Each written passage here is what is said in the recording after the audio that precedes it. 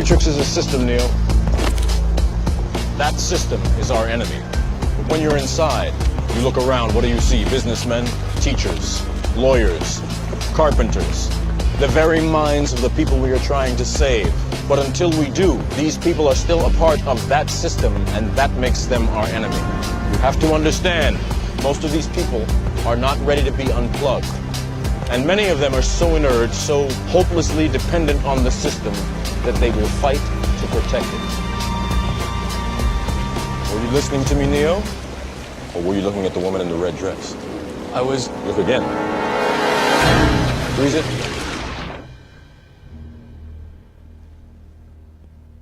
This isn't the Matrix. No. It's another training program designed to teach you one thing.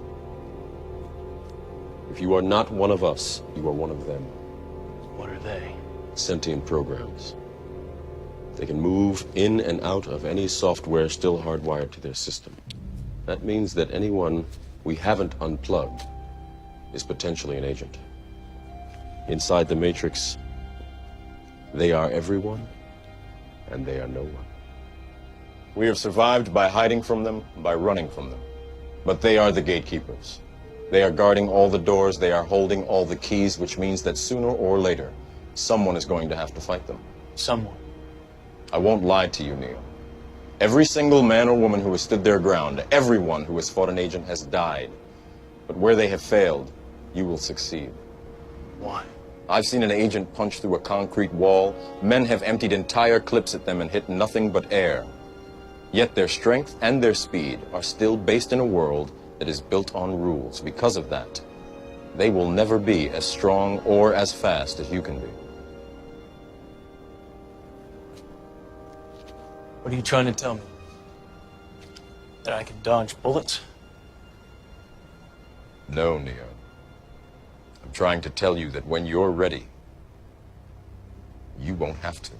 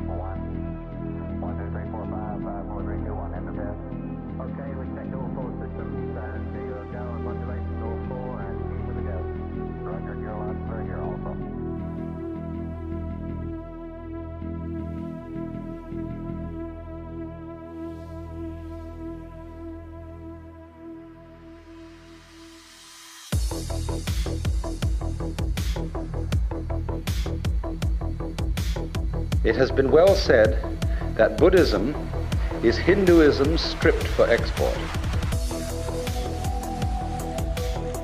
See, Hinduism is a way of life that goes far, far beyond what we in the West call religion. It involves cookery, everyday family life, house building, just everything. It's the whole Hindu way of life. And so you can't export it, just as you can't export Shinto from Japan. It belongs to the soil and the culture.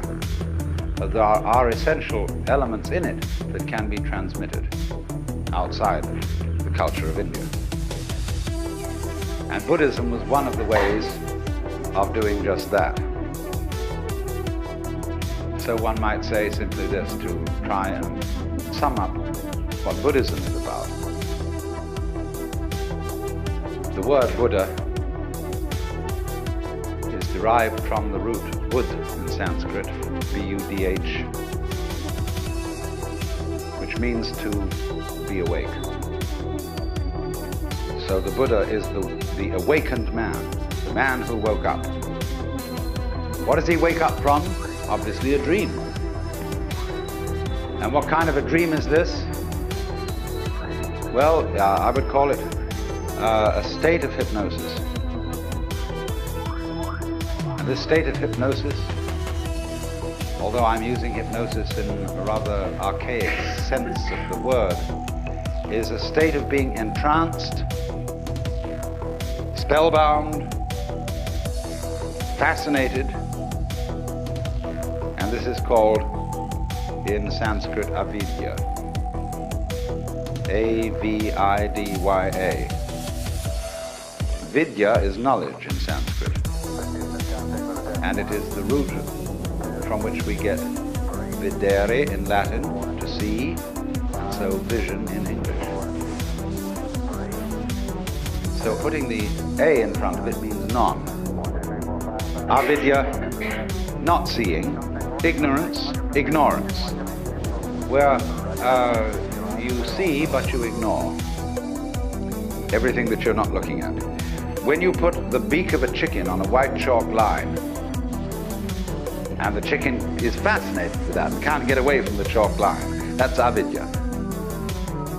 So in the same way, our beaks were put on a chalk line when we were hypnotized into the notion of attending to life by conscious attention alone, by the spotlight to the exclusion of the floodlight. And so we began to imagine that we were separate individuals.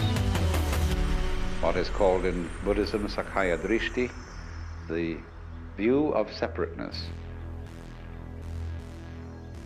And a Buddha is one who has overcome that. He is awakened from that illusion, from that state of hypnosis, and he knows that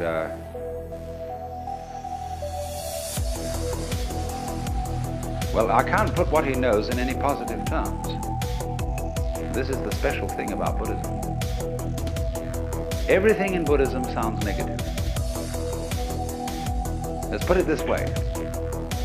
Let's suppose you engage yourself in a relationship with the Buddha, or with one. I mean, there are hundreds of Buddhas. One we call Gautama is just the historical Buddha that everybody knows about. But one Buddha leads to another, because as a result of his relationships with people, he turns them into Buddhas too, awakened people. Now you meet one of these people, and he's going to give you a rough time. But one of the Buddhas running around these days is Krishnamurti. And Krishnamurti absolutely destroys everybody's religion. Why do you believe this? Why are you hanging on to that? Why do you want to insist that this idea is so? See? And he shows you that all your fixed formulations, all the ideas to which you cling, are spurious. And then you suddenly get into a kind of vertigo, dizziness, that you feel suddenly that you're no longer standing on the firm ground, but that the universe has suddenly turned into water, or worse, air, or worse still, empty space. There's nothing to hold on to. Now you see, often when one discusses religion with people, they say, well, I need a religion because I need something to hold on to. Well, that's the way not to use a religion. Because if you use religion as something to hold on to, your religion is an expression of unfaith. Faith is where you let go, not where you hold on. When the cat falls off the tree, the cat relaxes, you see? And so the cat lands with a soft thud and doesn't get hurt because the cat has faith. But if the cat in midair were suddenly to grab itself with all 4 feet and tighten up, see, it'd be hurt. And that's what people do when they say, Rock of Ages cleft for me, let me hide myself in thee. They want something to hold on to, you see? And that is unfaith. So the method of Buddhism, it's called the Dharma, doesn't mean the law, it means the method. The method is to knock the stuffing out of you, to take away everything to which you cling, to cleanse you completely of all beliefs, all ideas, all concepts of what life is about, so that you are completely let go. So Buddhism has no doctrines at all that you have to believe in. I don't care what background you come from, whether you're a Roman Catholic or at one extreme or a logical positivist at the other. Both are clinging to something, you see? And so the method of Buddhism is to knock out the underpinnings and say, well, not only do we not believe in anything, we don't even believe in not believing in anything. You know, you crawl into a hole and pull the hole in after you. But in this case, you do the exact opposite of that. That's a defensive move, to crawl into a hole. In this way, you crawl into great space and then pull the space out after you. And to go through this is pretty rough, because you can do it on what seems at first to be a merely intellectual level. So you can engage a group of people in a discussion, and you can start, whenever they propose an idea that is their sort of guiding principle of life, you demolish it, show that it doesn't hold water. And step by step you unearth, by talking with them, what are the fundamental ideas they're operating on. Everybody is. Everybody is a philosopher. Everybody has metaphysics, although they may not know what it is, because they've never examined it. But by this method you bring it out, and you demolish it. And this suddenly, what seemed like a very nice intellectual discussion, turns into sheer murder. People get really anxious. They develop all the trembles and the symptoms of extreme anxiety. And so they finally say to the guru, the teacher, well, heaven's sakes, what do you believe in? He says, I'm not proposing anything. I didn't set anything up. Well, how do you navigate? How do you exist? This is what's the problem. Because you see, what we're moving from, as I suggested a moment ago, we're moving from a state of affairs where we're accustomed to navigation on land to a state of affairs where we're in the water. And this is very critical for today, because the impact of modern science on Western culture has been very similar to this. In Christianity, we sing hymns like How Firm a Foundation, Rock of Ages, Ein fester Burg, that mighty fortress is our God. We've something to stand on. The church's one foundation is Jesus Christ her Lord, you know. This firm thing. All right, suddenly all that disappears or becomes implausible. And we find ourselves swimming or sinking. Now, when you find that you're living in the midst of the universe of relativity, there's nothing you can hold on to. You've got to learn how to swim. And to swim, you've got to relax. And stop grabbing. So this is what Buddhism does. When it says it's the art of let go of non-attachment. Non-attachment doesn't mean that you lose your appetite for dinner. It means simply that you stop grabbing.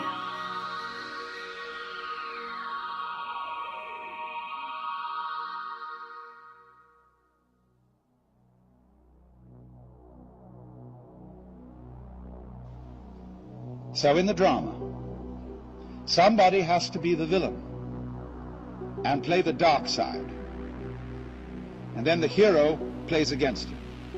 If you go to the theater for a good cry, then you let the villain win and you call it a tragedy. If you go for a thrill, you let the hero win. If you go for laughs, you call it a comedy. There are different arrangements then between the hero and the villain. But in all cases, when the curtain goes down at the end of the drama, the hero and the villain step out hand in hand, and the audience applaud both.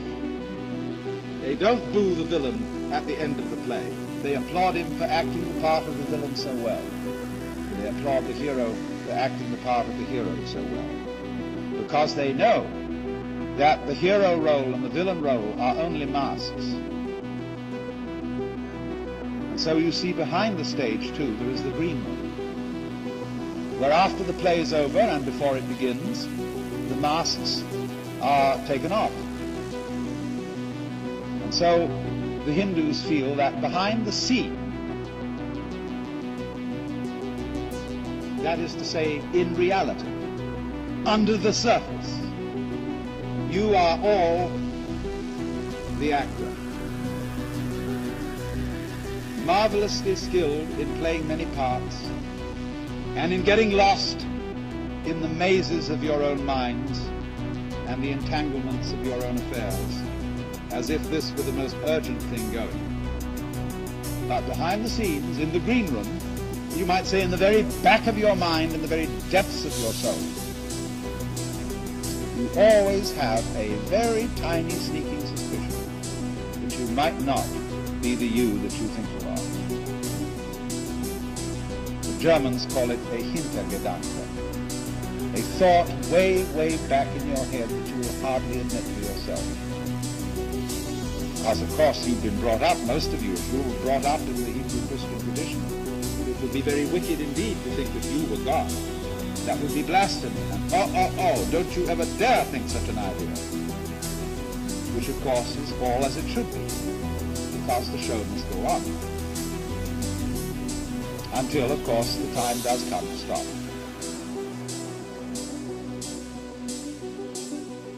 Now, you will see that this involves two quite different ways of dealing with the fundamental question. Two fundamental questions. One, what is man? That is, who are you? And in the Hebrew Christian answer, we more or less say, well, I'm me. I'm Allan Wats. I'm John Doe. I'm Mary Smith. And I firmly believe I am, because I really oughtn't to think anything else, ought I?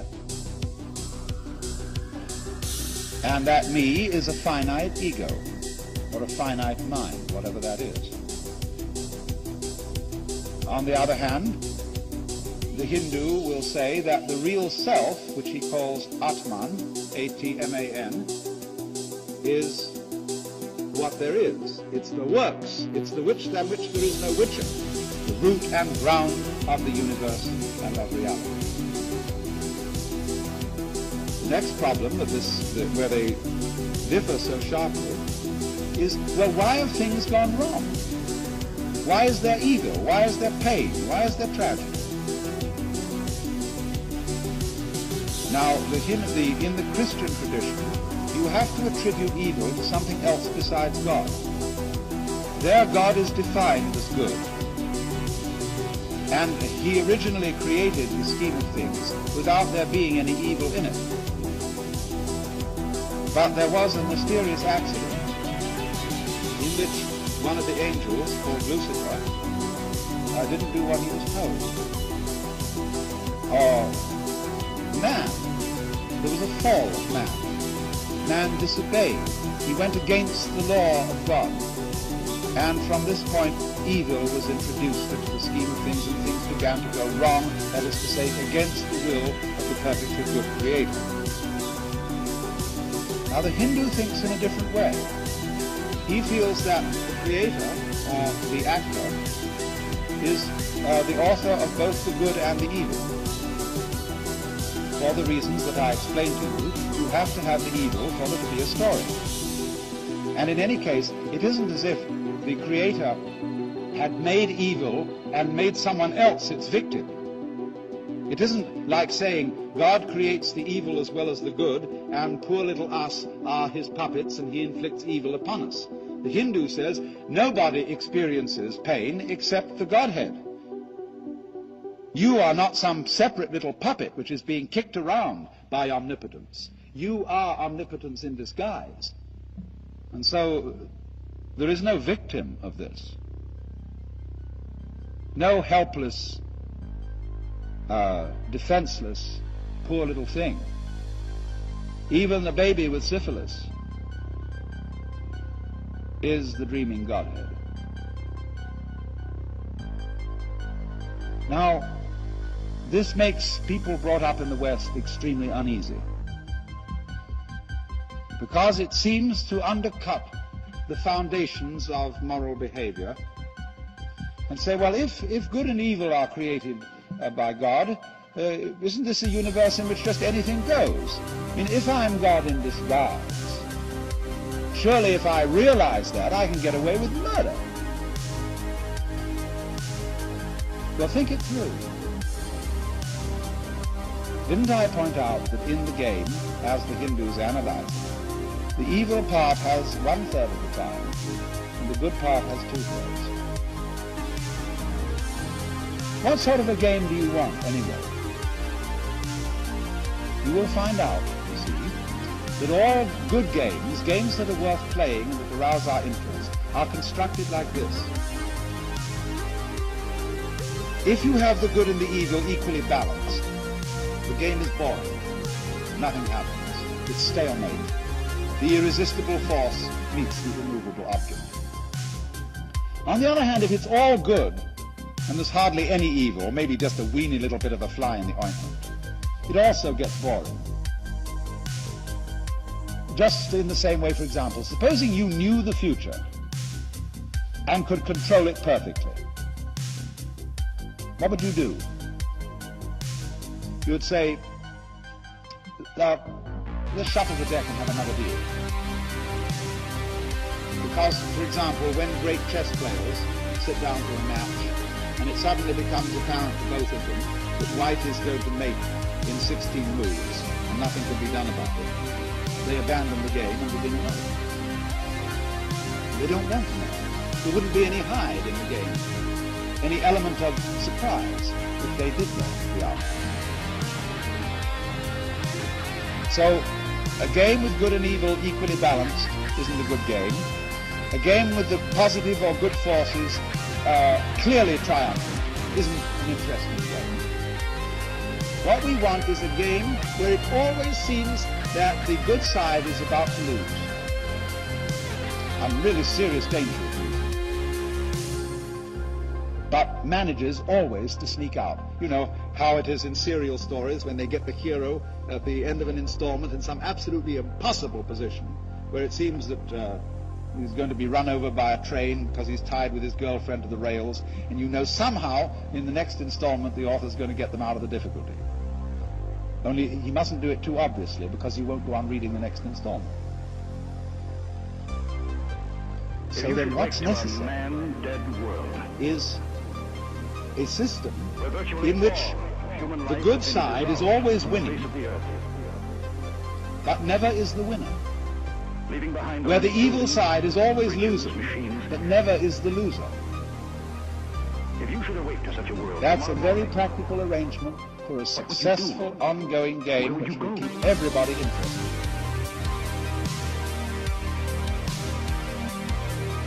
And you must watch this in practical politics. Every in-group or group of nice people needs an out-group of nasty people. Otherwise they wouldn't know who they were.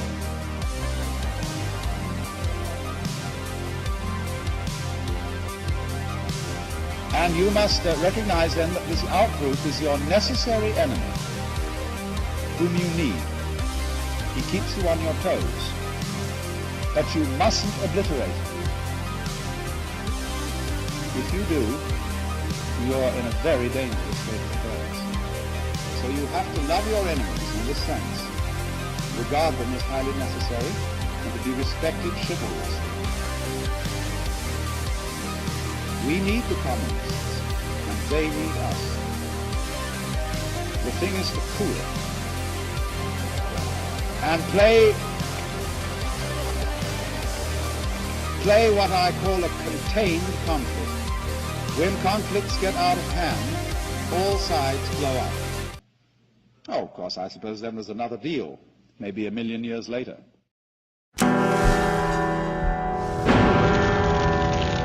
What we fear in the dark and what lies beyond the darkness.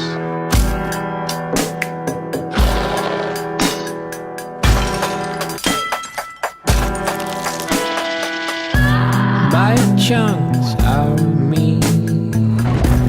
You're a shark and I'm swimming. My heart still thumps as I bleed. I know your friends. I'm sniffing. Triangles are my favorite shape. 3 points where 2 lines meet. Toe to toe, back to back, let's go. My love is very late. Till morning comes.